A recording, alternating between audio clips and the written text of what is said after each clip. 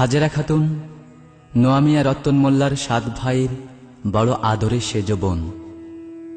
ফুকরার দাউদের মা হানুবুজির দাদি, দোতকোরার হালিম কাকার মা বাজুনিয়ার কুটি বুজি।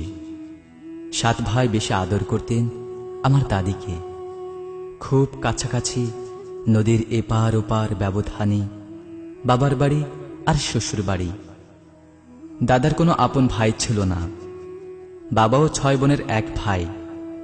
একটা চাচা জন্ম বিকলাঙ্গ ছিলেন, নাম রাখা হয়েছিল মোতালেব। দাদির কাছে শুনেছি চাচার জন্মের সময় আমার দাদা কাজী আব্দুর রহিম মামলার কাজে ফরিদপুর ছিলেন।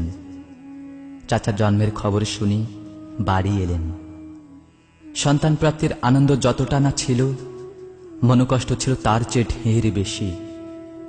তিনি চাননি বিকলাঙ্গ সন্তান।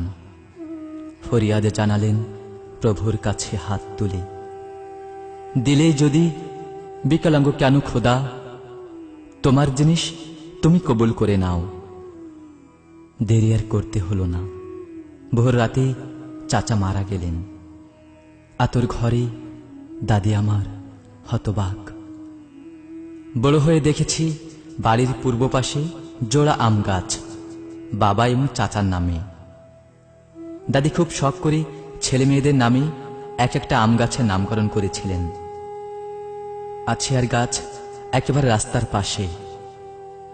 বাড়ি উঠতেই সামনাসামনি পড়ে মইফুলের নামে সবচেয়ে বাড়ির মোটা গাছটি।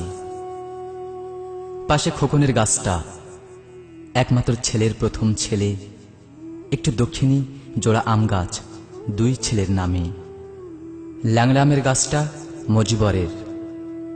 আনারসি আম হতো মোতালেবের গাছে। পাকলে খুব মিষ্টি এবং আনারসের ঘ্রাণ হতো। খুব বড় থলি ভরা আম হতো রাবির গাছে। জোহরার গাছে ফজলির মতো আম হতো।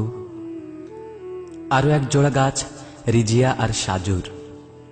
বড় মেঝো, সেঝো, নোয়া, ধলা, ছোট 6 ফুফুর গাছে ষষ্ঠ সাধের আম পেতাম। প্রতি বৈশাখে ঝড়ে ঝাপটায় ফুর্তিতে কোড়াতাম। আজ দাদা দাদি দুজনের কেউ নেই। শুধু স্মৃতি হয়ে আছে তাদের ফেলে যাওয়া এই বংশধরদের কাছে। গাছপালা, ঘর বাড়ি, ছোটখাটো কিছু কথা খুব মনে পড়ে। একাকী নীরবে নির্জনে কতটুকু শান্তিতে আছে তাদের বিদেহী আত্মা, কেউ জানি না আমরা। প্রার্থনা করি যেন অনন্ত শান্তি লেখা হয় তাদের চূড়ান্ত আমল নামায়।